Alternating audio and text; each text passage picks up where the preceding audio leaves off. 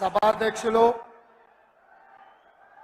మిత్రుడు కార్యనిర్వాహక అధ్యక్షుడు మహేష్ కుమార్ గౌడ్ గారు, స్థానిక శాసనసభ్యుడు మీ అభిమాన నాయకుడు వెడ్మ బొజ్జు గారు, ఈ కార్యక్రమానికి ముఖ్య అతిథులుగా విచ్చేసిన ఉప ముఖ్యమంత్రి వర్యులు శ్రీ బట్టి విక్రమార్క గారు, కోమటిరెడ్డి వెంకటరెడ్డి గారు, సీతక్క గారు, శ్రీధర్ బాబు గారు, కొండా సురేఖ గారు, తుమ్మల నాగేశ్వరరావు గారు, మధు యాస్కి గారు, మిగతా చాలా మంది పెద్దలు, అదేవిధంగా శాసనసభ్యులు, శాసన మండలి సభ్యులు, వివిధ హోదాలలో పార్టీ నాయకత్వము, జిల్లా పార్టీ అధ్యక్షులు, మండల పార్టీ అధ్యక్షులు, గ్రామ శాఖ అధ్యక్షులు, ప్రాణ సమానులైన పార్టీ కార్యకర్తలందరికీ కూడా హృదయపూర్వకంగా నమస్కారాలు. మిత్రులారా, ఆనాడు ఇక్కడే దళిత గిరిజన దండోర కార్యక్రమాన్ని తీసుకున్నప్పుడు పెద్దలు ప్రేమ్ సాగర్ రావు గారు బాధ్యతను తీసుకొని ఆనాడు ప్రభుత్వం నిర్బంధాలు కొనసాగిస్తుంటే, అడ్డంకులు సృష్టిస్తుంటే, ఏది ఏమైనా నలుమూలల నుంచి అడవి బిడ్డలు, ఆదివాసీలు ఇంద్రవల్లికి కదం దొక్కి ఆనాడు వేలాది మంది వచ్చి దళిత గిరిజన దండోరను ఆశీర్వదించి ఆగస్టు 9, 2021 నాడు కల్వకుంట్ల చంద్రశేఖరరావు మీద సమర శంఖం పూరించి ఈ తెలంగాణ గడ్డ మీద చంద్రశేఖరరావు కుటుంబాన్ని బొందబెడతామని చెప్పి ఆ అమరవీరుల స్తూపం సాక్షిగా ప్రతినబూని ఆ కార్యక్రమాన్ని డిసెంబర్ 3 నాడు పూర్తి చేసిండ్రు. మీకందరికీ మనస్ఫూర్తిగా ధన్యవాదాలు. మిత్రులారా, ఇక్కడ మట్టికి గొప్పతనం ఉన్నది, ఇక్కడి గాలిలో పౌరుషం ఉన్నది, ఇక్కడ తినే తిండిలో, వేసే అడుగులో పోరాట పటిమ ఉన్నది. ఈ గడ్డ మీద మీ బిడ్డ కొమరం భీం జల్ జంగల్ జమీన్ అని చెప్పి ఆనాడు రాజ్యాలకు వ్యతిరేకంగా, అదేవిధంగా రామ్జీ గోండు, ఈ ప్రాంత గోండు బిడ్డ బ్రిటిషర్స్ కు వ్యతిరేకంగా, రజాకర్లకు వ్యతిరేకంగా కొమరం భీం ఆనాడు పౌరుషంతో పోరాడిను. ఈనాడు చరిత్ర పుటలలో పోరాటాల గురించి చర్చించాలి అంటే, పౌరుషం గురించి ప్రస్తావించాలి అంటే రామ్జీ గోండు, కొమరం భీం గురించి ప్రస్తావించకుండా ఏ చరిత్ర మొదలు అవ్వదు అని చెప్పి నేను సగర్వంగా ఈ సందర్భంగా చెప్తున్న మిత్రులారా. అలాంటి పోరాట స్ఫూర్తిని తీసుకొని కేస్లాపూర్ గుడిలో దర్శనం చేసుకొని నాగోబా ఆశీర్వాదం తీసుకొని తప్పకుండా ఈ గడ్డ మీద ఇందిరమ్మ రాజ్యం తీసుకొచ్చి దళితులకు, గిరిజనులకు, ఆదివాసీలకు, బలహీన వర్గాలకు, మైనారిటీలకు వాళ్ళు మెచ్చే ప్రభుత్వం, వాళ్లను ఆర్థికంగా సంక్షేమ రంగంలో అభివృద్ధి ప్రాంతం వైపు నడిపించే ప్రభుత్వాన్ని ఏర్పాటు చేస్తామని చెప్పినాం. ఇవాళ ప్రభుత్వం ఏర్పడ్డది. ఆ ప్రభుత్వం ఏర్పడ్డది కాబట్టే మా ప్రభుత్వం మొట్టమొదటి అభివృద్ధి కార్యక్రమం ఆనాడు మాట ఇచ్చినాం.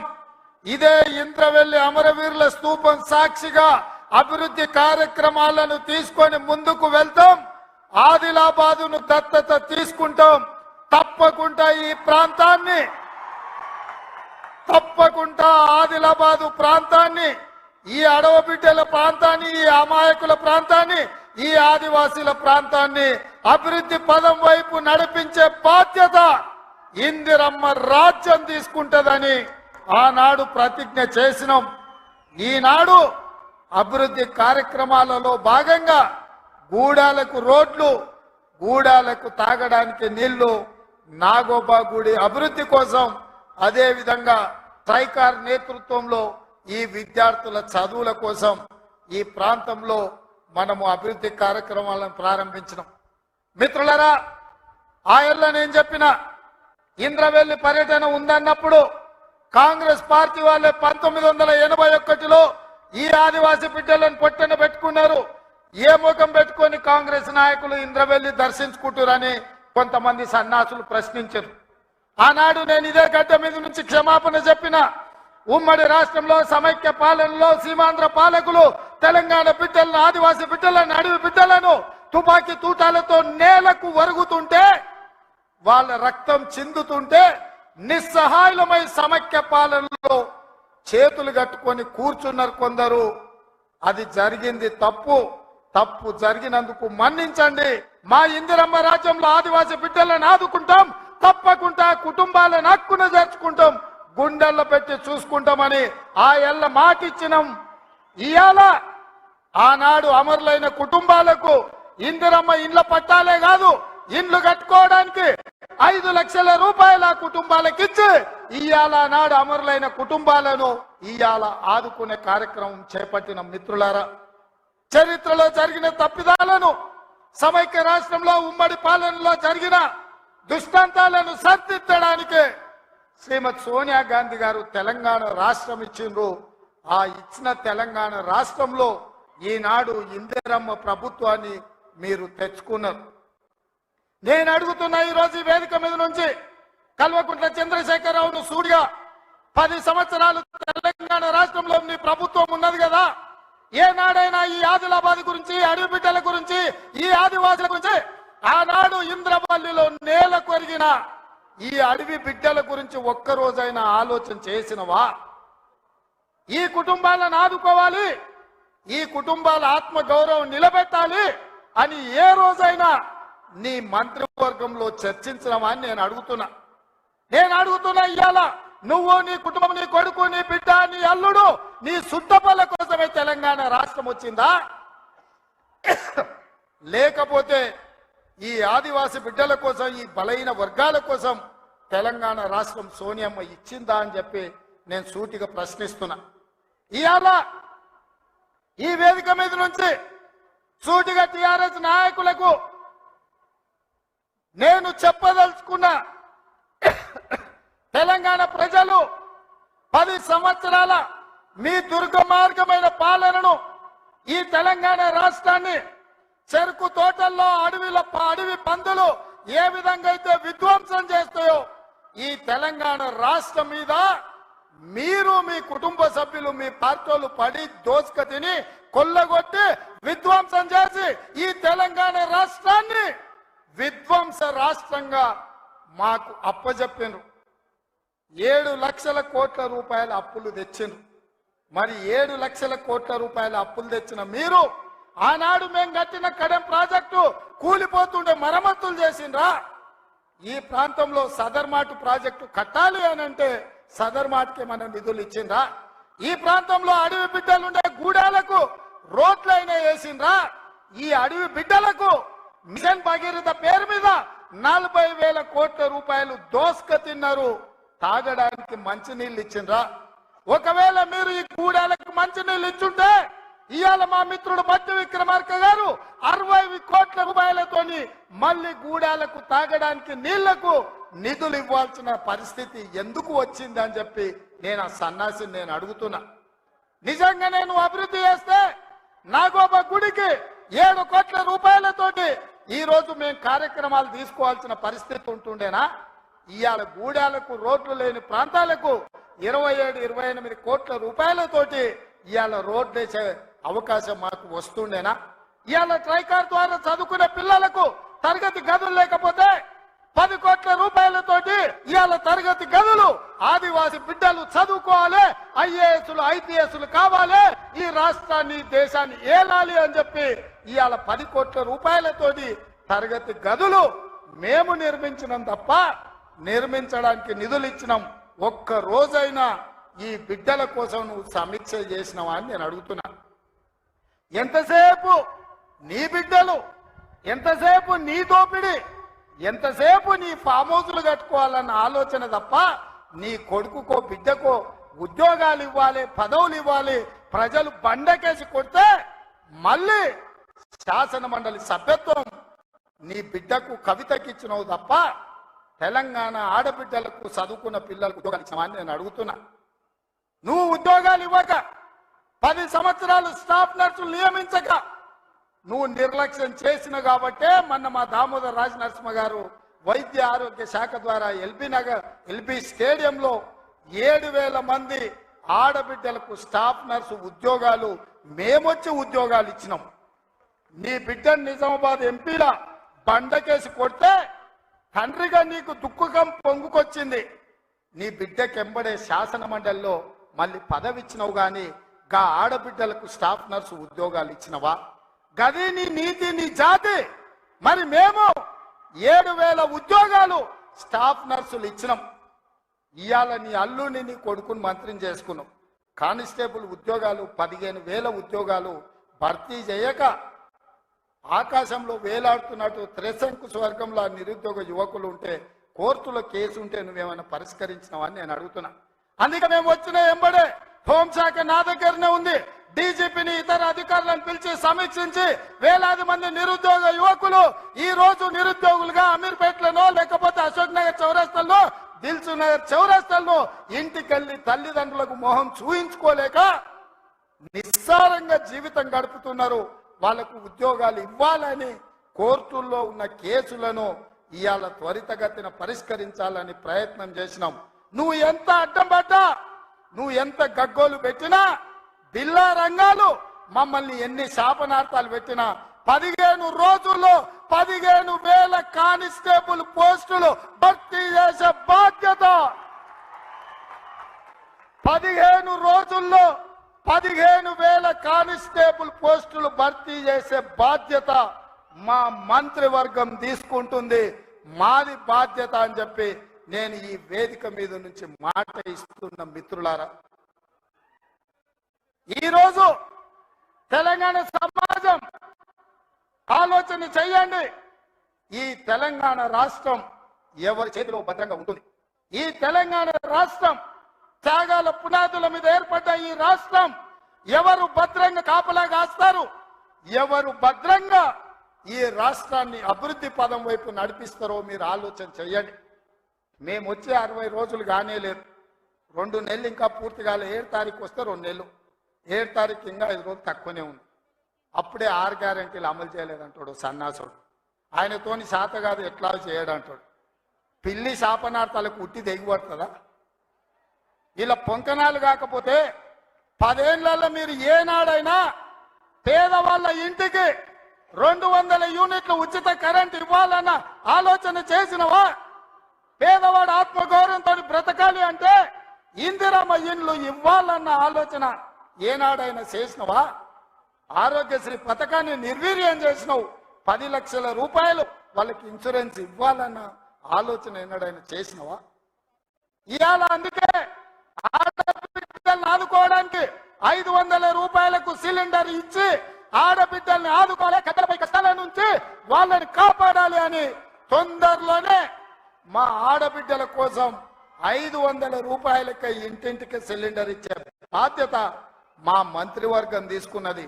1,00,000 మంది ఆడబిడ్డలతోనే ప్రియాంక గాంధీ గారిని రప్పించి 1,00,000 మంది ఆడబిడ్డల సమక్షంలో సిలిండర్ 500 రూపాయల కార్యక్రమాన్ని తొందరలోనే మీ ప్రభుత్వం మన ప్రభుత్వం తీసుకోబోతుంది అని చెప్పి మా మిత్రులందరికీ నేను చెప్పదలుచుకున్నా. అదేవిధంగా మిత్రులారా, ఇంటికి ఉచిత కరెంటు 200 యూనిట్ల వరకు ఇస్తామని ఆనాడు చెప్పినాం. పోయిన సంవత్సరం ఎవరెవరు ఎంతెంత వాళ్ళ ఇంటికి కరెంటు వాడినరో ఆ లెక్క కట్టి ప్రతి ఇంటికి తెల్ల రేషన్ కార్డు ఉన్న వాళ్లకు 200 యూనిట్ల వరకు తొందరలోనే ఉచిత కరెంటు మీ ఇంటికి ఇచ్చే బాధ్యత, మీ కుటుంబాలను ఆదుకునే బాధ్యత మన ప్రభుత్వం తీసుకుంటుంది, పేదల ప్రభుత్వం తీసుకుంటుంది. ఆ ఎల్లా ప్రగతి భవన్ అనే పేరు మీద పెద్ద గడిని నిర్మించుకొని కష్టాలు చెప్పాలి అని గద్దరన్న పోతే ఎర్రటెండకు మిట్ట మధ్యాహ్నం 3 గంటలు నీ గేటు దగ్గర నించోబెట్టినావు కదా కేసీఆర్. ఈ పాపం ఊరికే పోతుందా అని అడుగుతున్నా. అందుకే కదా పార్టీని మొన్న జరిగిన ఎన్నికలలో బొక్కలు ఇరగొట్టి బోర్ల బొక్కలేసి గుణపాఠం చెప్పిండ్రు. గద్దరన్న ఉసురు తలిగింది కాబట్టి మీ బొక్కలు ఇరిగిన బిడ్డ అది గుర్తుపెట్టుకోండి అని నేను చెప్పదలుచుకున్నా. అందుకే మిత్రులారా, ఇవాళ ఈ ప్రభుత్వం మీది మనది, ఈ ప్రభుత్వం పేదోళ్ళది. ఈ పేదోళ్ళ ప్రభుత్వంలో ఆదిలాబాదును దత్తత తీసుకుంటాం. తప్పకుండా తుమ్మిడేటి దగ్గర ఉత్తమ్ కుమార్ రెడ్డి గారి అనుమతితోని సాగునీటి ప్రాజెక్టును కడతాం, కుప్టి ప్రాజెక్టును కడతాం, సబర్మతి ప్రాజెక్టును కడతాం, కడెం ప్రాజెక్టును రిపేర్ చేస్తాం. ఈ ప్రాంతాన్ని సాగునీటి రంగంలో పైనుంచి వస్తుంటే మా కొండ సురేఖక్క చూపిస్తుంది, కింద క్రేన్ పెట్టి బాయి దవ్వుకుంటారు నీళ్ల కోసం, సాగు నీటి కోసం. మరి ఆ సన్నాసోడు 1 కోటి ఎకరాలకు నీళ్ళు ఇచ్చిన అన్నాడు, ఏడిచ్చిండా? వచ్చినా ఇవాళ హెలికాప్టర్ల పైనుంచి వస్తే ఎడారిని చూసినట్టుంది, ఎండిపోయిన పొలాలు కనిపిస్తున్నాయి. నీళ్ల కోసం బావులు దవ్వుకుంటారు. ఇవాళ బావి దవ్వే క్రేను అది చూపించి సురేఖక్క అన్న ఇంకా బాయిల వ్యవసాయమే ఉంది, ఇక్కడ నీళ్లు రాలేదని. ఇవాళ వస్తావా కేసీఆర్, నీకు మళ్ళోసారి చూపిస్తా ఈ ప్రాంతాన్ని. ఏనాడా నువ్వు వచ్చినవో రాలేదో నాకు తెలియదు, ఎన్నికలప్పుడు ఓట్లాడుకోనికి వచ్చి ఉంటావు, కానీ ఈ ప్రాంతాన్ని చూడడానికి ఎప్పుడన్నా వచ్చినవా? రా, ప్రభుత్వం హెలికాప్టర్ పెడుతుంది, మేము వస్తాం, నీకు చూపిస్తాం. 1 కోటి ఎకరాలకు నీళ్లు ఇస్తా అనే పేరు మీద లక్షల కోట్ల రూపాయల దోపిడీకి పాల్పడ్డావు తప్ప ఈ ఆదిలాబాద్ కు నీళ్లు ఇవ్వలేదు. అందుకే ఈ ప్రాంతాన్ని సస్యశ్యామలం చేయడానికి సాగునీటి ప్రాజెక్టులను కట్టే బాధ్యత మా పార్టీ తీసుకుంటుంది, మా ప్రభుత్వం తీసుకుంటుంది. నిన్న మొన్న మాట్లాడుతున్నారు వాళ్ళు 3 నెలల్లో 6 నెలల్లో కేసీఆర్ మళ్ళీ ముఖ్యమంత్రి అవుతాడు, ఈ ప్రభుత్వాన్ని పడగొడతామని. నీ అయ్యా ఎవర్రా పడగొచ్చేటోడు? పడగొడతారా? ఎవడు కొట్టేది? నేను అడుగుతున్నా, వేలాది మంది మా యువకులు ఇక్కడ ఉన్నారు, మీరందరూ చూసుకుంటే ఊరుకుంటారా? పడగొడితే ఊర్లలోకి రానిస్తారా? ఊర్లలో ఎవడన్నా ఈ ప్రభుత్వాన్ని పడగొట్టాలన్న ఆలోచన చేస్తే మీ ఊర్లో యాప చెట్టుకు కోదండం వేసి కొట్టండి, లాగుల తొండలు ఇడవండి. ఇది ప్రజలు ఎన్నుకున్న ప్రభుత్వం, ప్రజలు ఆశీర్వదించిన ప్రభుత్వం, ప్రజల కోసం పనిచేస్తున్న ప్రభుత్వం. ఇది ప్రజా ప్రభుత్వం. ఆడ అనుకుంటుండు 1,00,000 కోట్లు పెట్టి కట్టిన కాళేశ్వరం కూలినట్టు ఈ ప్రభుత్వం కూలుతుందని. నీ అయ్యా నువ్వు దోపిడీకి పాల్పడ్డావు కాబట్టి ఆ కాళేశ్వరం గాలి వస్తే కొట్టుకుపోయింది. ఈ ప్రభుత్వం గాలి కాదు కదా, నీ ఖాందాన్ మొత్తం వచ్చినా బోర్ల బొక్కలు పండబెట్టి తొక్కుతాం. ఎవడా నీ ప్రభుత్వం పడుతుందనో 6 నెలలకో 3 నెలలకో కేసీఆర్ ముఖ్యమంత్రి అవుతాడని చెప్పిండంటే మూతి పండ్లు రాలుతాయని నేను చెప్పదలుచుకున్నా. ఇంకా మనమన్న చూసిన నిత్యానంద స్వామి అని ఒక ఆయన ఉన్నాడు, తెలుసు కదా మీకు అందరికీ. ఆయన ఇక్కడక్కడైతే లాభం లేదని పోయి ఎన్నో దీవి కొనుక్కొని దానికి రాజు అని ప్రకటించుకున్నాడు. ఇక కేసీఆర్ సంపాదించిన అక్రమ సంపాదన ఉంటే పోయి ఏమన్నా అడవిలో పోయి ఎక్కడన్నా పోయి దీవులలో పోయి దీవి కొనుక్కొని దానికి రాజు అని ప్రకటించుకోవాల్సిందే, లేకపోతే ఆయన ఫామ్ హౌస్కి ఆయన ముఖ్యమంత్రి కావాల్సిందే తప్ప ఈ తెలంగాణ రాష్ట్రానికి మళ్ళీ జన్మలో ముఖ్యమంత్రి కాదు కదా, మంత్రి పదవి కూడా కేసీఆర్కు రాదని నేను చెప్పదలుచుకున్నా. నువ్వు చేసిన పాపాలకు నువ్వు పాపాల భైరవుడివి. ఈ నిరుద్యోగ యువకులను, ఉద్యమకారులను, అమరవీరుల కుటుంబాలను, రైతులను, దళితులను, గిరిజనులను, మైనారిటీలను, మహిళలను నిలువు దోపిడీ చేసి నిలువున ముంచిన నువ్వు, నీకు సిగ్గన్న ఉందా మళ్ళీ పదవి కావాలని అడగడానికి? నీకు కొంచెమైన రోషం ఉన్నదా అని నేను అడుగుతున్నా. ఆయన మాట్లాడుతున్నాడు 6 నుంచి 8 పార్లమెంట్లు వస్తాయని. ఏంటికి వస్తే మళ్ళీ 6 or 8 ఇస్తే మోడీకి అమ్ముకుందామనా? మొదటిసారి 12 ఇస్తే మోడీకే అమ్మినావు, రెండోసారి 9 ఇస్తే తీసుకుపోయి మోడీకే అమ్మినావు. మారు బేరగాలు కాక ఈడ ఎంపీలు కొనాలి, ఈడ ఎంపీలు గెలవాలి, ఢిల్లీకి వెళ్ళి మోడీకి అమ్ముకోవాలి. దీనికోసమేనా నీకేసేది? నేను ఇవాళ సూటిగా కేసీఆర్ని అడుగుతున్నా. ఈ దేశంలో ఉన్నాయి 2, ఒకటి ఎన్డీఏ కూటమి, రెండోది ఇండియా కూటమి. ఎన్డీఏ కూటమికి మోడీ ఉన్నాడు, ఇండియా కూటమికి మేమున్నాం. మా దాంట్లోకి రానీయము, మా నీడ కూడా తాకనీయం. ఆ ఇంటి మీద పిట్ట ఈ ఇంటి మీద కాల్స్తే కాల్చి అవతలేస్తాం. నువ్వు ఎట్లకెళ్ళి అవుతావా? మరి నేను అడుగుతున్నా, ఎట్లకెళ్ళి అవుతావు? 1, 2 ఏదైనా గెలిస్తే ఢిల్లీలో తాకట్టు పెట్టి మోడీ దగ్గర గులాంగిరి చేయిస్తాడు ఆయన. అందుకే మిత్రులారా ఆలోచన చేయండి. ఇవాళ ఈ రాష్ట్రంలో, ఈ దేశంలో పేద ప్రజల ప్రభుత్వం ఏర్పడాలి అంటే 10 ఏళ్ళు ప్రధానమంత్రిగా ఉన్న నరేంద్ర మోడీ ప్రతి పేదవాడి ఖాతాలో 15 లక్షల రూపాయలు వేస్తా అన్నాడు, ప్రతి పేదవాడికి ఇల్లు కట్టిస్తా అన్నాడు, ప్రతి సంవత్సరం 2 కోట్ల ఉద్యోగాలు ఇస్తా అన్నాడు, రైతుల ఆదాయం 2 చేస్తా అన్నాడు. ఎవరి ఖాతాలన్నా మోడీ 15 లక్షలు వేసిండా మిత్రులారా? వేసిండా? నీకేమన్నా ఇల్లు కట్టించిండా? మీకు ఉద్యోగాలు ఇచ్చిండా? మన ప్రాంతానికి ఎప్పుడన్నా వచ్చిండా? పోనీ మీ ప్రాంతంలో ఆదివాసీ బిడ్డ స్వయం బాబురావుని ఎంపీ గెలిపించిండు, మంత్రి పదవిని ఇచ్చిండా? మరి ఏమి ఇయ్యనప్పుడు ఈ ప్రాంతంలో మోడీకి ఓటెందుకు వేయాలని నేను అడుగుతున్నా. మీరు ఆలోచన చేయండి. ఇవాళ మతం పేరు మీద ఒకడు, మద్యం పేరు మీద ఇంకొకడు రేపు ఎన్నికల్లో ఓట్లు అడగడానికి వస్తారు. ఇవాళ మతం ఒక రకం మత్తు అయితే మద్యం ఇంకొక రకం మత్తు. మోడీ కేడీ ఇద్దరు ఒక్కటయ్యి కాంగ్రెస్ ను అడ్డుకోవాలని చూస్తున్నారు. అందుకే మిత్రులారా, ఆదిలాబాద్ దత్తత తీసుకునే బాధ్యత మాది, మా ప్రభుత్వంది. మీకు యూనివర్సిటీ ఇచ్చే బాధ్యత మాది, మా ప్రభుత్వంది. మీకు తప్పకుండా తుమ్మిడేటి ప్రాజెక్టును కట్టే బాధ్యత మాది, మా ప్రభుత్వంది. తప్పకుండా సదర్మాట్ పూర్తి చేసే బాధ్యత మాది, మా ప్రభుత్వంది. కుప్తి ప్రాజెక్టును పూర్తి చేసే బాధ్యత మాది, మా ప్రభుత్వంది. కడెం ప్రాజెక్టును మరమ్మతులు చేసే బాధ్యత మాది, మా ప్రభుత్వంది. తండాలలో, గూడాలలో, మారుమూల పల్లెల్లో ప్రతి తండాకు గూడానికి రోడ్లు వేసే బాధ్యత మాది. తాగునీళ్ళు ఇచ్చే బాధ్యత మాది. పేదోళ్ళ పిల్లలకు చదువుకోవడానికి పాఠశాలలు ఏర్పాటు చేసే బాధ్యత మాది. ఈ రాష్ట్రంలో 2 లక్షల ఉద్యోగాలు నింపే బాధ్యత మాది. 2,07,000 నింపినాం. ఇంకా 1,93,000 ఉద్యోగాలల్లా 15 రోజుల్లో 15,000 కానిస్టేబుల్ ఉద్యోగాలు నింపుతాం. ఇవన్నీ చేసే బాధ్యత మాది. అందుకే మిత్రులారా, ఏ ఆదిలాబాద్, ఏ ఇంద్రవెల్లి సాక్షిగా ఆగస్టు 9, 2021 నాడు దళిత గిరిజన దండోర పేరు మీద ఎన్నికల సమర శంఖ